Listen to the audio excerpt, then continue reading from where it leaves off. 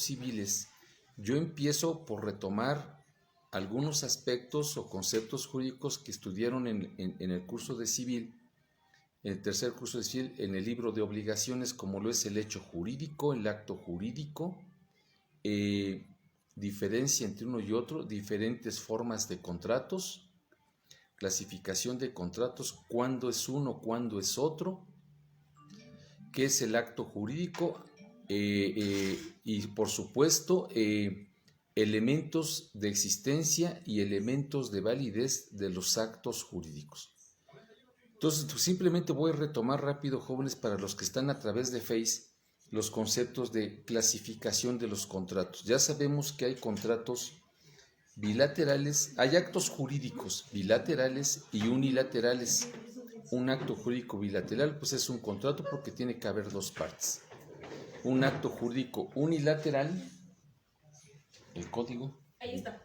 Un acto jurídico unilateral es aquel acto jurídico en el que solamente una de las partes tiene beneficios, derechos y obligaciones, como en el caso del testamento.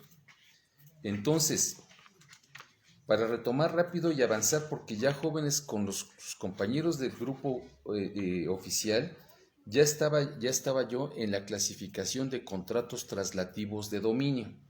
Entonces voy a retomar rápido estos conceptos. A ver.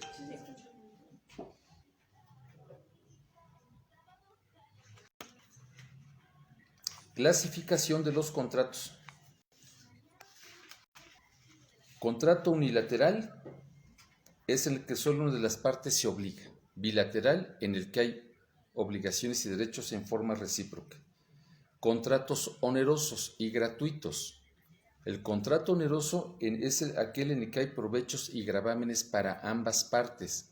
Un contrato gratuito, pues efectivamente solamente hay provecho para una sola de las partes, como lo es la donación.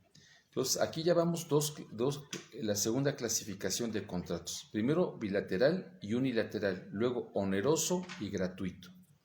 El contrato oneroso a su vez se divide en contrato oneroso conmutativo y contrato oneroso aleatorio.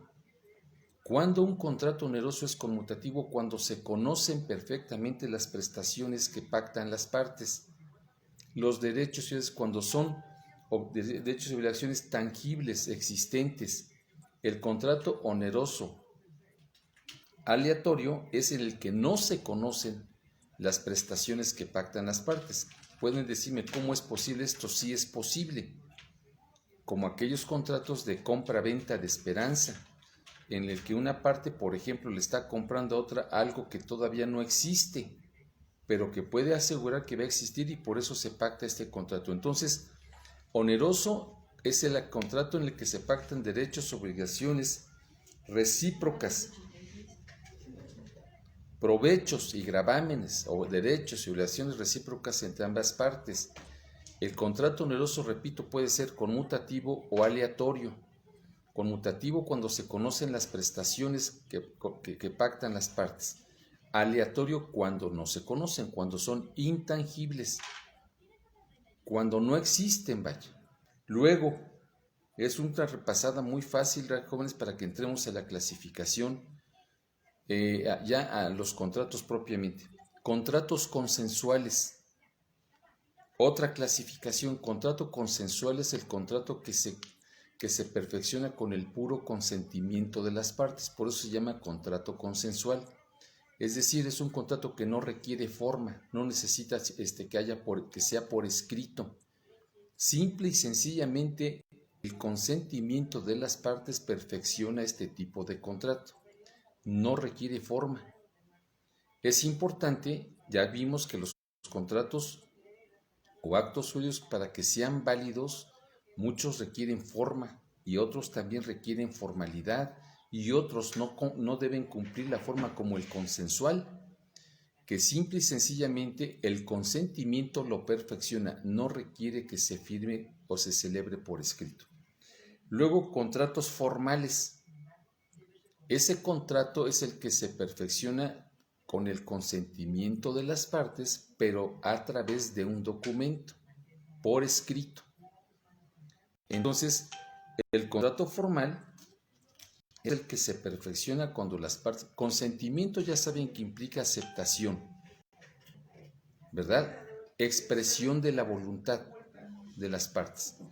Pero en el contrato formal no solo se perfecciona con el consentimiento, sino que el consentimiento se debe plasmar en un documento.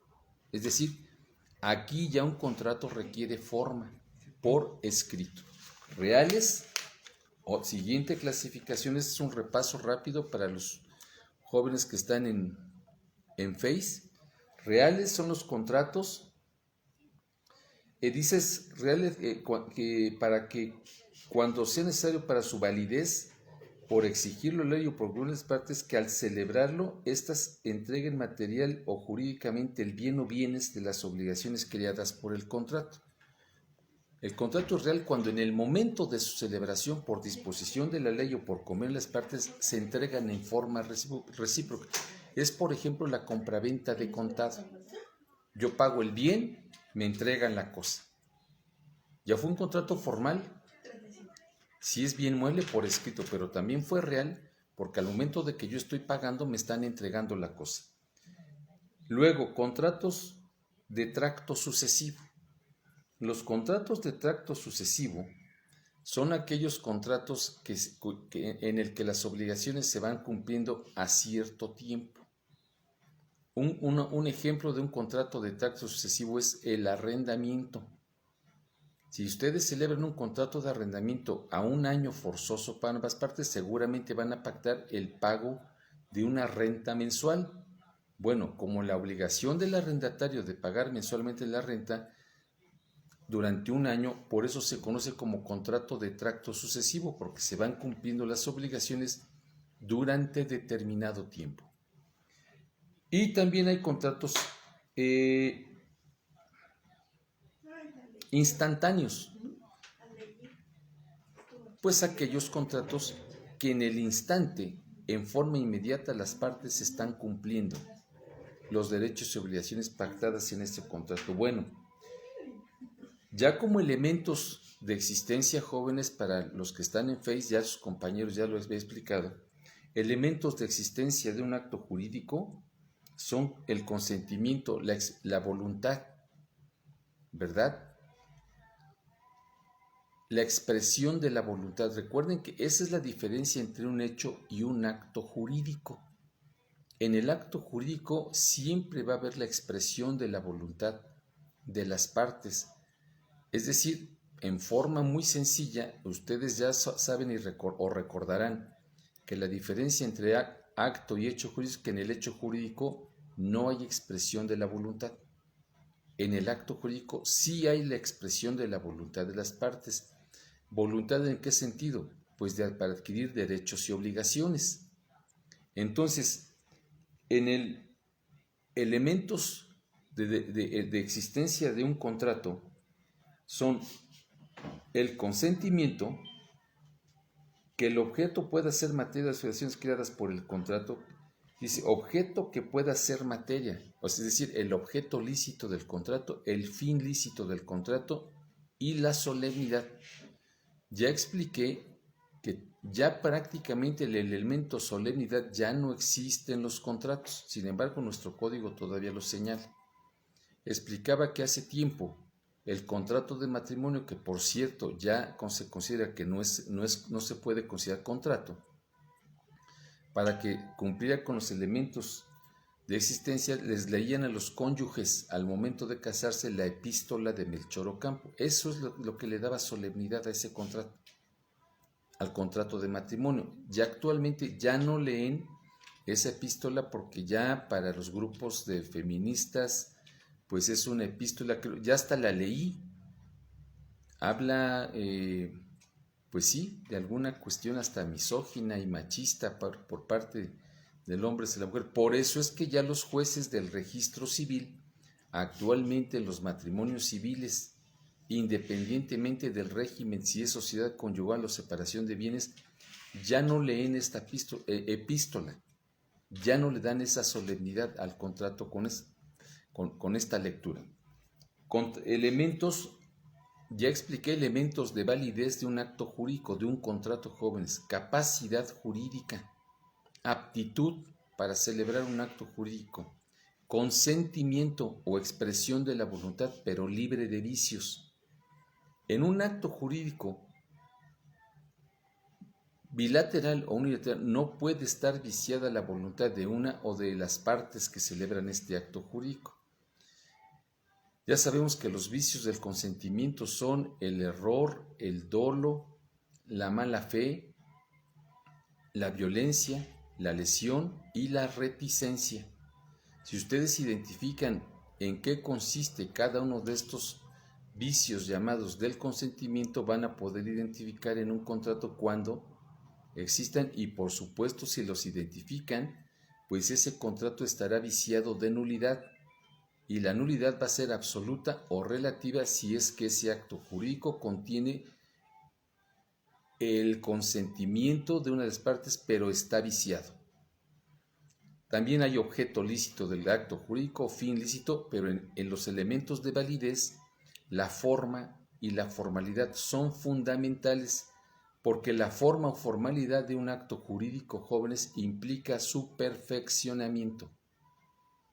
Estamos viendo que un contrato formal requiere consentimiento, expresión de la voluntad de las partes, pero debe constar en un escrito.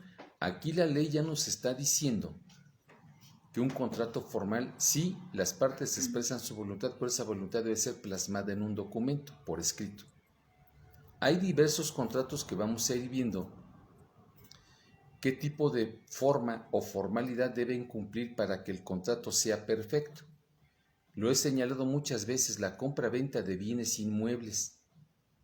Es un contrato que, aparte de que debe constar por escrito, forma, debe cumplir con formalidad, debe otorgarse en escritura pública protocolizada por un notario. Eso lo pueden ver en el artículo 2182 del Código Civil del Estado. Es un contrato que requiere forma por escrito, pero también formalidad, que ese escrito sea protocolizado en escritura pública por el notario precisamente. Y así sucesivamente vamos a ir viendo contrato por contrato, qué tipo de contrato es, si es consensual, si es formal, si es real, si es de tracto sucesivo, y por supuesto vamos a ir viendo también cómo se perfecciona cuando ese contrato cumpla la forma o la formalidad que la propia ley establece. Bueno, jóvenes de FACE, ya había empezado con sus compañeros con la primera clasificación de contratos de nuestro Código Civil, que son los contratos llamados traslativos de dominio. ¿Por qué se dice que son contratos traslativos de dominio? Porque son contratos que una vez perfeccionados se transmite la propiedad de un bien. Traslativo de dominio implica trasladar la propiedad de un bien. Dominio implica propiedad. Entonces, los contratos traslativos de dominio, que son incluso los primeros a que se refiere nuestro Código Civil, son la compra-venta con todas sus modalidades, la permuta, la donación y el mutuo. Son 4 contratos a través de los cuales yo puedo transmitir la propiedad de un bien. ¿Por qué traslativos de dominio? Porque una de las partes transmite la propiedad de un bien a otro, y para transmitir la propiedad, las características de ese contrato es que tengo que ser dueño. ¿O yo puedo vender algo que no sea mío? Por supuesto que no, ¿verdad? Porque si no ya estaría incurriendo en algún otro tipo de responsabilidad, pero pues no puedo vender un coche que es de un pariente o de un amigo. Entonces, en la característica del contrato de compra-venta, primer contrato traslativo de dominio, implica transmitir la propiedad de un bien. Ahora, ya estamos en la compraventa, repito, contratos traslativos de dominio de acuerdo a nuestro Código Civil, jóvenes, compraventa y todas sus modalidades, donación, permuta y mutuo. Son 4, para que no se me extravíen y no piensen que son. Después explico la clasificación de los contratos de uso y disfrute, que son el arrendamiento y el comodato. Luego voy a explicar los contratos accesorios o de garantía, fianza, prenda, hipoteca y anticresis. Y después ya me voy a ir con los contratos en particular que no están comprendidos dentro de estas clasificaciones, pero que por supuesto están regulados en el Código Civil y genera nuestro estudio. Y es un montón, jóvenes. Por eso aprecio a los chavos que están en Face, algunos que fueron mis alumnos hace tiempo, otros que tal vez no, pero que tengan este interés, jóvenes, de que les pueda compartir esta clase para que refuercen sus conocimientos. Seguramente muchos de ustedes en Face ya están ejerciendo y ya se están empezando a dar cuenta que esto es un poco complicado y que si no tienen bien definidos sus conceptos van a empezar a raspar suela, ¿verdad? Segurito, pero bueno, ok. La compra-venta. ¿Qué es el contrato de compraventa? La definición de compraventa nos la da el artículo 2121 de nuestro Código Civil del Estado, o Ley Sustantiva Civil. Dice, la compraventa es un contrato por el cual una de las partes llamada vendedor, es decir, hay un vendedor, transfiere a la otra la propiedad de un bien, obligándose esta última, que es el comprador, al pago de un precio cierto y en dinero. Primer contrato que vamos a estudiar, la compraventa. En la compraventa, las partes en el contrato son comprador y vendedor. El vendedor transfiere al comprador la propiedad de un bien, ¿verdad? Y el comprador se obliga a pagar un precio cierto y en dinero. ¿Por qué dice la ley que es cierto y en dinero? Porque si el comprador compra un bien y paga con otro bien, entonces ya no es compra-venta, ya será permuta. Por eso es interesantísimo, jóvenes, aprender a diferenciar las partes en un contrato y los derechos y obligaciones a que se someten las partes en cada contrato. En la compra-venta, el vendedor vende un bien de su propiedad. Por eso le transmite la propiedad de ese bien al comprador y el comprador se obliga a pagar un precio cierto y en dinero. Por eso es compraventa, porque el vendedor transfiere la propiedad de un bien, vende, el comprador compra, recibe la propiedad, pero paga un precio cierto y en dinero.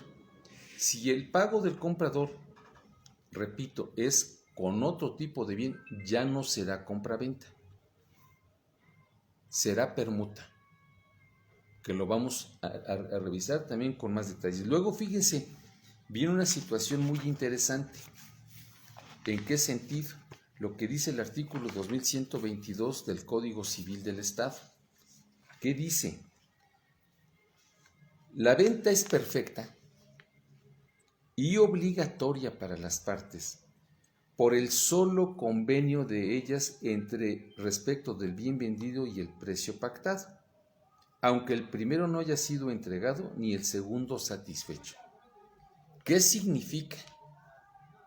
Que la compraventa es perfecta y obligatoria para el comprador y el vendedor porque por el solo hecho de que convinieron respecto al bien vendido y al precio pactado. Pero fíjense en lo que dice aquí nuestra ley.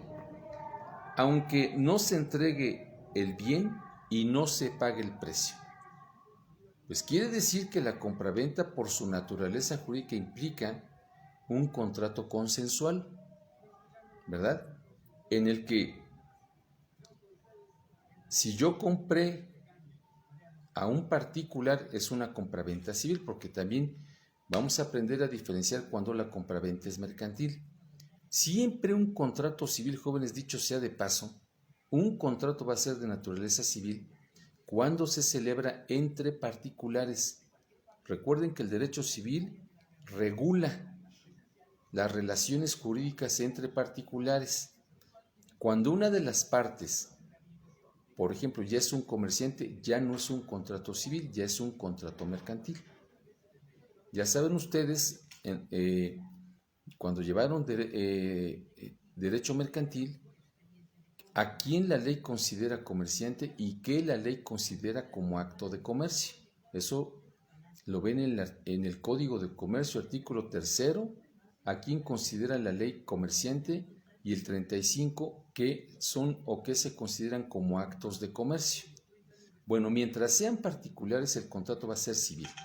Bueno, quiere decir que una persona le compra a otra un coche, por ejemplo, a un particular. Si el vendedor no entrega el coche y el comprador no paga el precio, ya la compraventa se perfeccionó.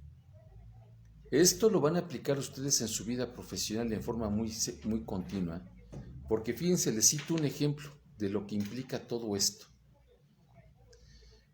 Cuando una persona compra un carro a un particular, pues es un contrato de compraventa civil.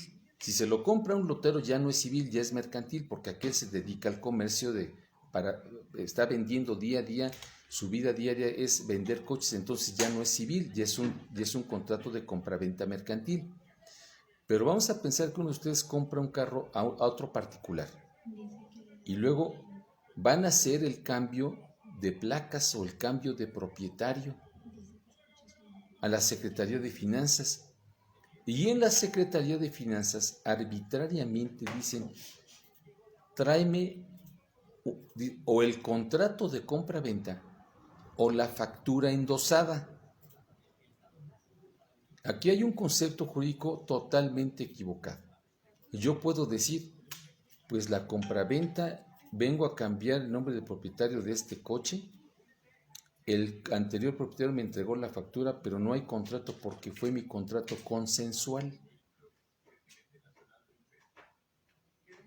No hubo necesidad de que lo celebráramos por escrito. ¿Se perfeccionó la compraventa o no si es consensual? Por supuesto.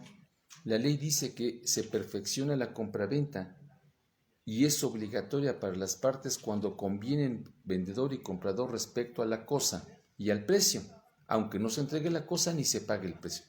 Entonces la compraventa es perfecta si la celebra en forma consensual. ¿Por qué te voy la gente que está en finanzas, por qué te voy a tener un contrato? Traigo el carro, traigo la factura. Necesito que me hagas el cambio de propietario. No, me tienes que traer el contrato. ¿Por qué te voy a traer el contrato si el contrato lo celebré en forma fue consensual? El consentimiento del vendedor y yo comprador se perfecciona el contrato. No tengo la necesidad de traerte un contrato por escrito. Ahora, claro que será mejor que si hay un contrato, la venta de un coche se celebre un contrato privado, porque es un bien mueble. Ahí sí aplica contrato privado de compra-venta porque es un bien mueble. Si es un bien inmueble, ya no puede ser contrato privado, debe celebrarse en escritura pública. Y luego dicen en finanzas, entrégueme la factura endosada en propiedad. Fíjense qué error tan grave para los que... Y eso es estarse peleando en finanzas con los funcionarios o con incluso los abogados. El endoso de una factura de un vehículo, que es muy común, el endoso no transmite la propiedad de un vehículo. ¿Quién ha dicho eso? ¿Existe el endoso? Sí, pero el endoso es una figura jurídica que aplica para los títulos de crédito. A través del endoso, un título de crédito puede circular.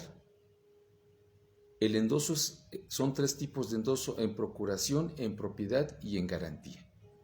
Pero esto solo aplica, ojo jóvenes, para que se pongan listos en sus trámites legales, en sus asuntos. El endoso solo aplica para los títulos de crédito. Cheque, pagaré, letra de cambio, certificado de depósito, bono de prenda, todo lo que la Ley General de Títulos y Operaciones de Crédito describe como títulos de crédito. El endoso puede servir en 3 formas, repito, 3 tipos: endoso en propiedad, endoso en procuración y endoso en garantía. Y dice la gente, incluso de finanzas o mucha gente, que a través del endoso se transmite la propiedad de un vehículo en una factura. Ojo, jóvenes, mentira vil y concepto jurídico totalmente equivocado. ¿Por qué? Porque la factura no es un título de crédito. Si ustedes checan cuáles son los títulos de crédito en la Ley General de Títulos y Operaciones de Crédito, nunca van a encontrar que una factura sea un título de crédito. Luego entonces, ¿cómo voy a endosar en propiedad una factura? Y peor aún, ¿cómo a través de ese supuesto endoso van a decir que estoy transmitiendo la propiedad de un vehículo? Esto es bien común aquí afuera, muy común. Repito, la forma de transmitir la propiedad de un vehículo, en este ejemplo, la compraventa, puede ser consensual. Pero si es un bien mueble y se trata de un vehículo, también para efectos de deslindarse de responsabilidades, con un contrato privado, jóvenes, se perfecciona la compraventa. Claro que el dueño del vehículo me tiene que entregar la factura, ¿verdad? Y eso lo voy a señalar yo en ese contrato, que me entrega la factura. Pero nunca caigan en ese error vil, concepto jurídico totalmente equivocado de que a través del endoso de la factura van a adquirir la propiedad de un vehículo. No es cierto. Repito, el argumento es que la factura no es título de crédito y los endosos aplican solamente para títulos de crédito. Pueden retomar, los chavos que están en el Face, pueden volver a estudiar la Ley General de Títulos y Operaciones de Crédito y díganme si ahí encuentran la factura. Yo conozco esa ley como la palma de mi mano, jóvenes, nunca aparece la factura. La factura, para mayor precisión, puede volverse un documento que traiga aparejada ejecución siempre y cuando sea reconocida por el deudor. Requiere reconocimiento del deudor. Requiere que el deudor reconozca la deuda que contiene esa factura para que la pague. Pero la factura no es título de crédito. Entonces, ¿cómo se ha hecho hábito, costumbre ilegal de decir que a través de la factura de un vehículo estoy transmitiendo la propiedad de un bien? Fíjense qué interesante se va poniendo todo esto. Luego, hablando de la compra-venta,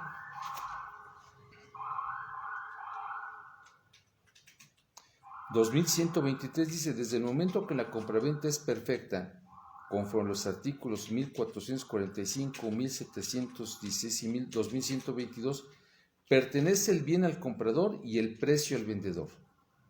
O sea, desde el momento en que se perfeccionó la compraventa, el bien ya es del comprador y el precio ya es del vendedor. Pero fíjense, ¿qué tal si en la compraventa ya se perfeccionó, ya nos obligamos las partes, comprador y vendedor, pero el vendedor no me entregó el bien y yo no pagué el precio? De todas formas, la compraventa ya es perfecta. ¿Y cómo se perfeccionó? Por el consentimiento de las partes. Claro, debo decirles que en juicio es muy difícil probar la compraventa consensual. Por eso es que muchos dicen, pues mejor el papelito, el contrato. Sí, porque tendrían que ofrecer una prueba testimonial muy perfecta para demostrar que un vendedor vendió y que un comprador compró, aunque el vendedor no haya entregado la cosa y el comprador no haya pagado el precio. Mejor, práctico, jóvenes, sí, es mejor que lo hagan por escrito, que lo vuelvan contrato formal, que la expresión de la voluntad conste en un documento. Ahí le dan forma a esa compraventa respecto de un bien mueble a través de un contrato privado de compraventa. Ahí sí, eso sí lo pueden llevar a finanzas. Yo debo platicarles que muchas veces hasta los hago repelar, porque oiga, vengo a hacer el cambio de propietario de este vehículo, traigo la factura. ¿Su factura está endosada? No, porque no es título de crédito. El endoso aplica para títulos de crédito, amigo. Y hay endoso en propiedad, en garantía y en procuración. Entonces su contrato, no traigo contrato porque mi contrato fue consensual. El Código Civil del Estado lo prevé, no es cuestión mía. No, pues no le puedo hacer el cambio de propietario, pues imagínense. Ahora, discutir con esa gente, pues es discutir con la pared. Sí, es mejor que si ustedes compran un bien mueble. Si es bien mueble, podrán celebrar un contrato privado de compra-venta. A ese contrato denle forma por escrito, para que entonces sí no esté sujeta la compra-venta al consentimiento. Ahí, fíjense, en materia mercantil, y yo explico en esta materia, toda nuestra vida, jóvenes, diaria, toda nuestra vida diaria, estamos celebrando actos jurídicos. Para los que están en Face, alguna vez se los debía haber comentado y si no, es importante que lo sepan. Si ustedes se dan cuenta, nuestra vida diaria, jóvenes, está plagada de actos jurídicos que por desconocimiento o muchas veces por ignorancia, pues evidentemente no lo sabemos. Fíjense qué ejemplos tan sencillos y cómo nuestra vida es día a día, momento a momento, estar celebrando actos jurídicos. Si ustedes están en la facultad y van a comprar una torta, ¿no es un acto jurídico? La compraventa sí, pero de naturaleza mercantil, porque la señora de la tiendita de la ciudad todos los días está vendiendo, es una comerciante. Entonces, ciertamente esa compraventa va a ser mercantil. Ahora yo les pregunto, llegan a la tienda ahí de la facultad, piden una torta de huevo, les dice la señora, les cuesta 25 pesos, ahí ya se perfeccionó el contrato. La señora les entrega la torta y ustedes pagan los 20 o 25 pesos que cuesta la torta.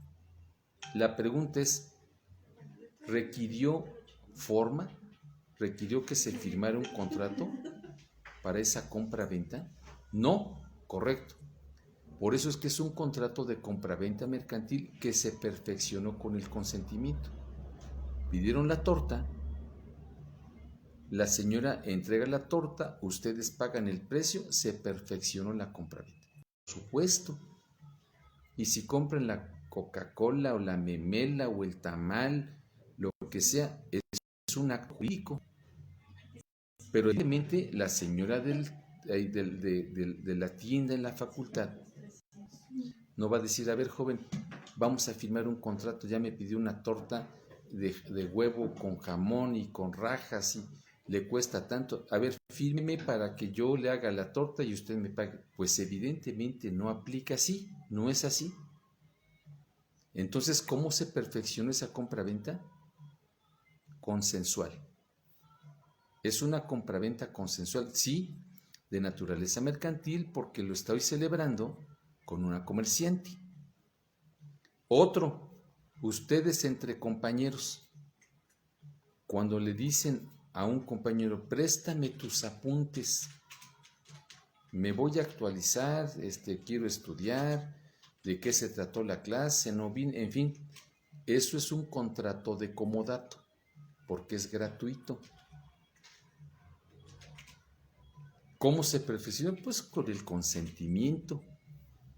Otro, cuando ustedes se transportan a la universidad, ya sea en microbús, yo creo que la mayoría van en Uber o en alguna de esas plataformas, ¿verdad?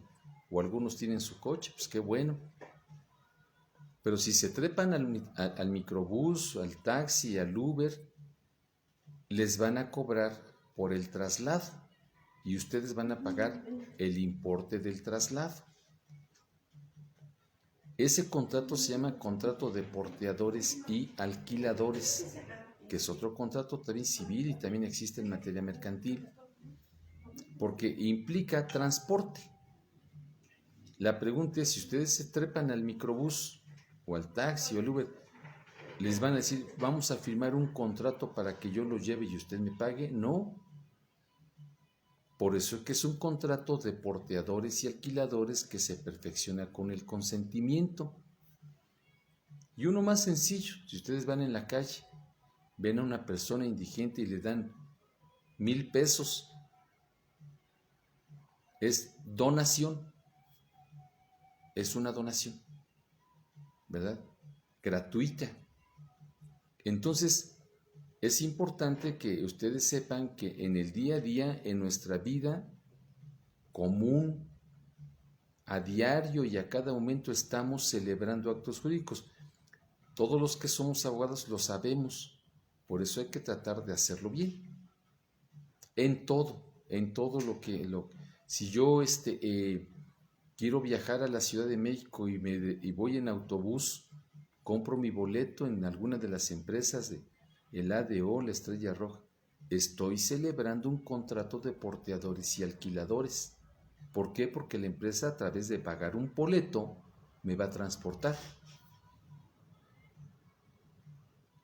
Y así sucesivamente, jóvenes. De ahí la importancia de que aprendamos a diferenciar lo que es nuestra vida diaria desde el punto de vista jurídico, ¿verdad? En cuanto a la celebración de distintos actos jurídicos. Bueno, después de esto,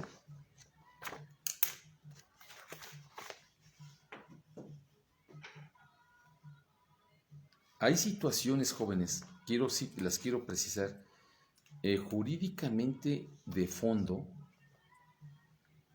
que la experiencia profesional me ha enseñado cuando deben estar muy atentos cuando una persona compra una casa, un inmueble, un terreno, un departamento.